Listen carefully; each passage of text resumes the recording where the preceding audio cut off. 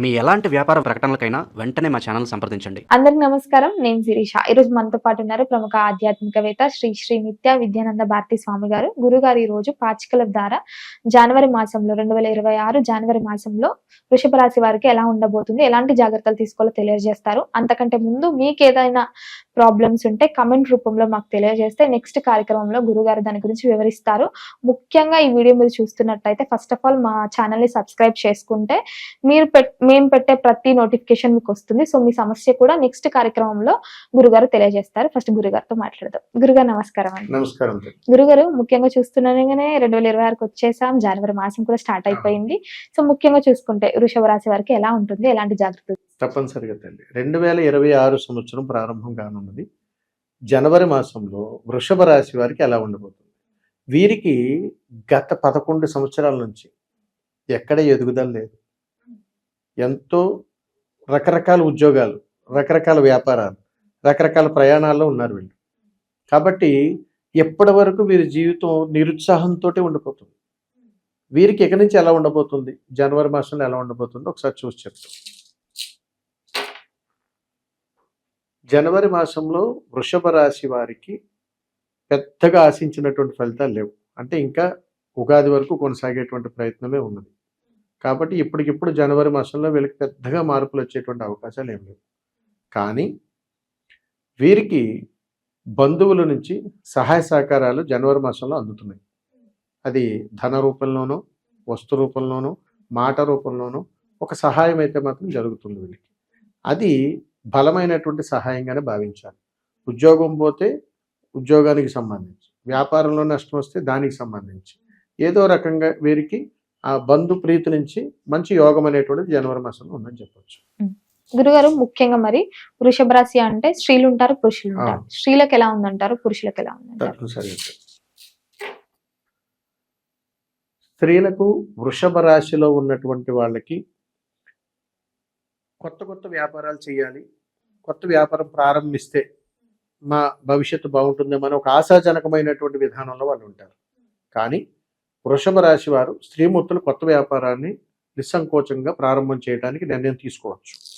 ఇందులో పురుషులకు ఎలా ఉండబోతుంది అని అడిగితే పురుషులకు పెద్ద ఆశాజనకంగా ఉండదు. ఇక్కడ ఆల్రెడీ ప్రస్తుతం నడుస్తున్నటువంటి వ్యాపారం కావచ్చు, కొత్తగా పెట్టాలనుకున్నటువంటి వ్యాపారం కావచ్చు, ఒకప్పుడు ఎలాగైతే ఉందో ఇప్పుడు అలాగే ఉంటుంది. ఇందులో ఏ మార్పులు, ఏ విధానాలు ఇందులో లేవు. కాబట్టి స్త్రీమూర్తులకి వ్యాపార పరంగానైనా కానీ మేషరాశి, ఈ వృషభ రాశి వారికి బాగుంది.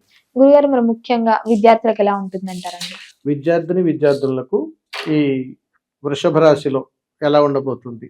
వీరు చక్కటి గౌరవాలు, మంచి సానుకూలత, బాగా చదువుల పట్ల బాగా ఆసక్తి, జీవితంలో ఏదో సాధించాలనేటువంటి తపన విద్యార్థుల నుంచి ఇద్దరికి కూడా అనుకూలంగానే ఉంది, బ్రహ్మాండంగా ఉన్నట్టు.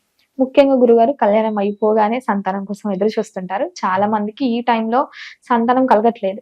సో వారికి సంతాన యోగం ఉందంటారా? ఒకవేళ లేని వారికి ఎలాంటి రెమెడీస్ ఏమైనా చెప్పారు? ఇక్కడ కాస్త ఇబ్బందికరమైనటువంటి పరిస్థితులు ఏర్పడతా ఉంది. ఈ వృషభ రాశి వారికి సంతానానికి సంబంధించినంత వరకు రాహు అనుగ్రహం కావాలి అని చెప్తుంది. అంటే రాహు సంబంధించినటువంటి చిన్నపాటి పరిహారాలు చేసుకుంటే కాస్త అనుకూలమైనటువంటి సమయం వీళ్ళకి ఎదురయ్యేటువంటి అవకాశం ఉంది. అలాంటి పరిహారాలు నేను ఆఖరిలో తెలియజేస్తాను. గురుగారు, ముఖ్యంగా ఈ కళాకారులకి, సినీ రంగంలో ఉన్న వారికి ఎలా ఉంటుందంటారు? పురుషులకి, స్త్రీలకి? వృషభ రాశిలో జన్మించినటువంటి వారు సినీ రంగంలో కానీ, కళాకారుల విధానంలో కానీ ఉన్నటువంటి వాళ్ళకి, స్త్రీలకు పెద్దగా ఆశించిన ఫలితాలు అయితే ఏం లేదండి. ఎదురు చూడాలి. ఇంకా పురుషులకు కూడా అంతే. కాబట్టి పెద్దగా రాణింపు అయితే ఏమీ లేదు. వృషభ రాశిలో జన్మించినటువంటి వాళ్ళు, కళారంగంలో ఉన్నటువంటి వారికి పెద్ద యోగకరమైనటువంటి సమయం అయితే కాదు.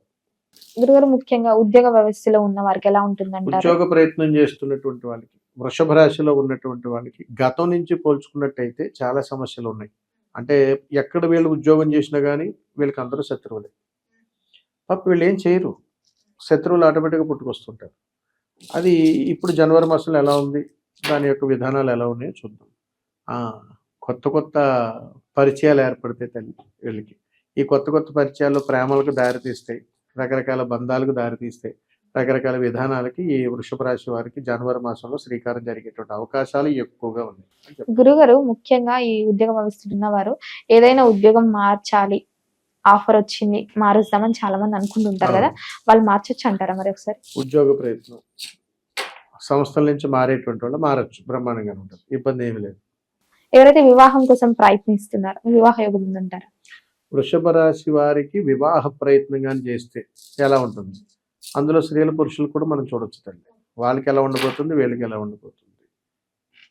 స్త్రీలకు వివాహ ప్రయత్నాలు కానీ చేస్తే వృషభ రాశి వారికి జనవరి మాసంలో అనుకూలంగానే ఉన్నది, పురుషులకు అనుకూలంగానే ఉన్నది, కాబట్టి ఇబ్బంది లేదు. కాబట్టి కళ్యాణ గడియలు ఆసనమైనవి అనే చెప్పొచ్చు.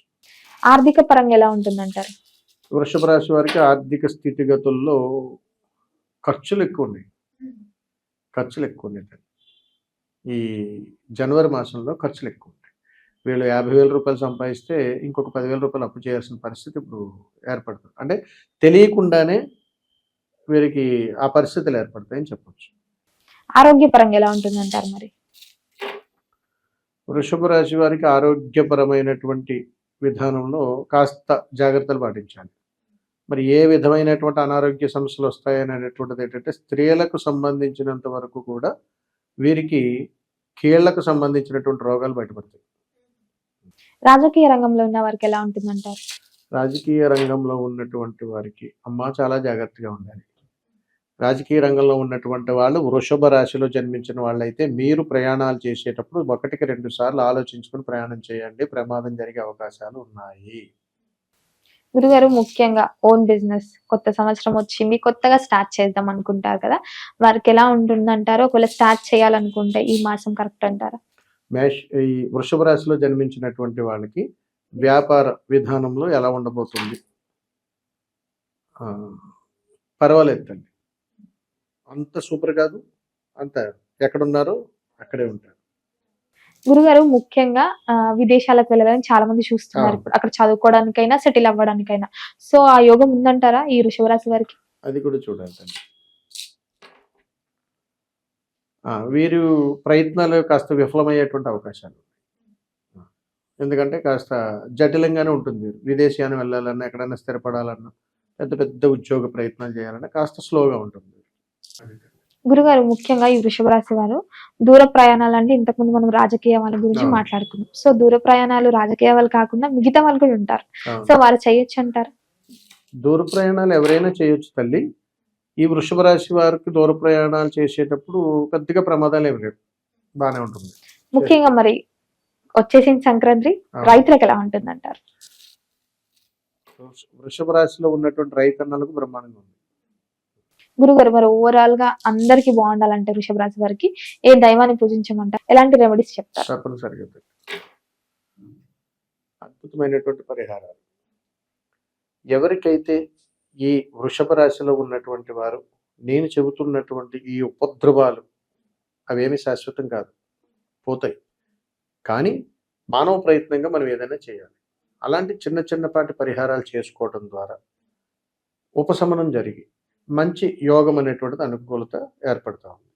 మరి ఎలాంటి పరిహారం చేసుకొని ఈ వృషభ రాశి వాళ్ళు అని అంటే, ఏదైనా ఒక పౌర్ణమి రోజు లేదా అమావాస్య రోజు గృహము దగ్గర అంటే ఇంట్లో ఒక తీపి పదార్థాన్ని సిద్ధం చేసుకొని మీకు దగ్గరలో ఉన్నటువంటి ఏదైనా హనుమాన్ దేవాలయానికి వెళ్ళండి. అక్కడ స్వామివారికి ఆ ప్రసాదాన్ని ఇచ్చిన తర్వాత మీరే స్వయంగా ఆ ప్రసాదాన్ని తమలపాకుల్లో పెట్టి వచ్చినటువంటి భక్తులకు అందజేసేలా ప్రయత్నం చేసుకోండి. అలా కనీసం ఒక 20 మందికి తగ్గకుండా మీరు ప్రయత్నం చేయగలిగితే జనవరి మాసంలో మీకు అద్భుతంగా ఉంటుంది. గురుగారు మొత్తం మీద జనవరి మాసంలో వృషభ రాశి వారికి ఎలా ఉంటుంది, ఎలాంటి జాగ్రత్తలు తీసుకోవాలో తెలియజేసినందుకు ధన్యవాదాలు. శుభం.